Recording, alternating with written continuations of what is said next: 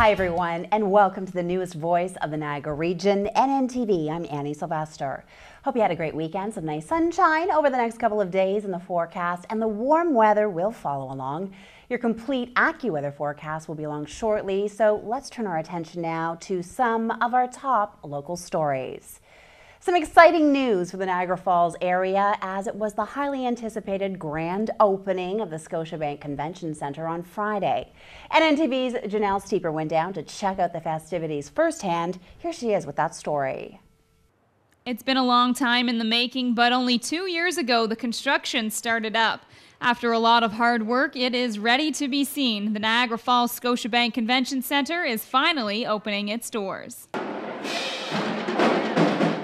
It kicked off with a bang as General Manager and President Carrie Painter led the E.L. Crosley Marching Band to start the ceremonies. Local and provincial dignitaries came out in support of the new building, along with 500 elementary students from 200 schools across Niagara. Mayor of Niagara Falls Jim Diodati says this building will do great things for the tourism industry. What we needed now was an excuse to come into the shoulder season, a way to fill up the hotel room, a way to turn seasonal employment into year-round employment, another way to keep our youth here so that our kids don't have to leave looking for opportunity. They'll find it right here. This is exactly what we needed. This is a turning point, a very important building block that builds on the dreams of our business and our tourist community. Thousands were in attendance for the unveiling of a commemorative plaque and ribbon-cutting ceremony. 5, 4, 3, 2, 1, cut. And after a little difficulty, the ribbon was finally cut and the celebrations began. Painter says it's a great feeling to see it all come together. You know, I chose every tile and caulk and carpet and fork and plate. And when I saw it all hit the room at the same place, and it worked, and it was this vision, and the light beamed through, it was the best part. The entire event was spread over 3 days, the Home and Garden Show taking place all weekend long, as well as theater productions for the kids. In the next couple of months, there are a lot of events coming to the Convention Centre for locals to enjoy. Theater productions, as well as the Niagara Food and Wine Expo that's coming up in May. For more information on the Convention Centre and for a full list of detailed upcoming events, just visit fallsconventions.com. For NNTV in Niagara Falls, I'm Janelle Steeper. Well, it was back to court today for a Port Colborne man. His story has garnered national media attention, and pro-gun advocates have been up in arms. Kim Rossi reports. Ian Thompson was in court in St. Catharines today. Thompson still facing 2 weapons charges, careless use of a firearm and improper storage stemming from an incident last August. It was in the early morning hours that Thompson says he feared for his life. Trespassers were caught on his property on Snyder Road, hurling Molotov cocktails at his house and doghouse. Thompson, who was sleeping at the time, says he grabbed his .38 caliber handgun and fired 3 rounds in the direction of the men. At his last court appearance, 2 of the more serious weapons charges were dropped. Today, a pretrial date of May 4th was set in Welland Court. For NNTV, I'm Kim Rossi. Well, we've certainly come a long way, you would think, when it comes to women in the workplace. However, as NNTV Chantal Varco finds out, women's numbers in the boardroom still tail men by a long shot. Here she is with that story. Accounting professor at Brock University, Paul Dunn, has spent the past few years researching female corporate directors in Canada, and his findings have turned out to be fairly interesting. What I was looking at was the role of women on Canadian boards of directors. And in particular, how does a woman break the gender barrier and join an all-male board? Only 15% of people on Canadian boards of directors are women. Dunn turned to human capital in order to see what it took for women to break that gender barrier. He then did a large sample of 196 women over a 10-year period of time and examined their backgrounds, to later discover that the ones that got onto all-male boards had a specialty. It strikes me that the 2 ways to do it are to climb up through the organization or to have this specialized skill. I'm a chartered accountant. You see more and more CAs who are joining boards because of the specialized knowledge. Women in banking, women in law.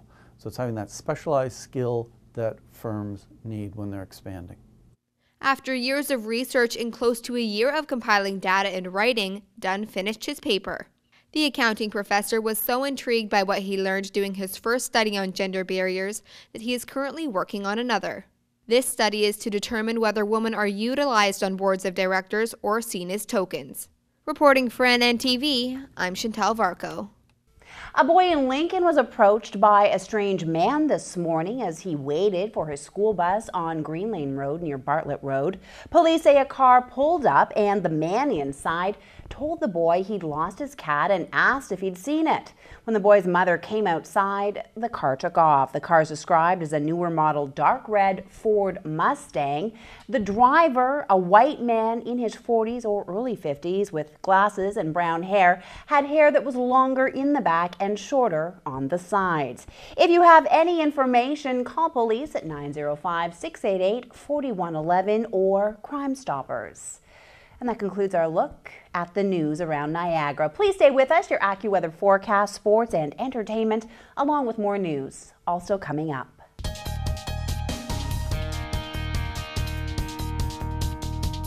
Today ended up being our warmest day of the spring and the year so far.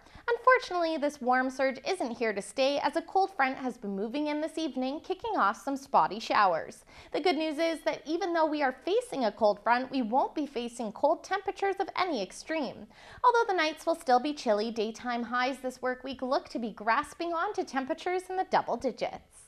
On the national outlook for tomorrow, Vancouver will have their umbrellas up with rain and a high of 10 degrees.